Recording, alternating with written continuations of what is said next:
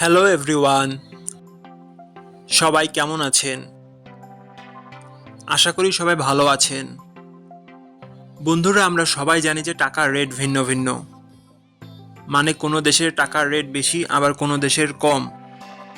কিন্তু আপনি কি জানেন আজকের দিনে পর্তুগালের 1 ইউরো সমান বাংলাদেশের কত টাকা হয়? আপনার ধারণা কি ঠিক, নাকি অবাক হওয়ার মতো কোনো চমক আছে? এই ভিডিওটি বিশেষভাবে আপনার জন্য তৈরি, তাই শেষ পর্যন্ত দেখুন।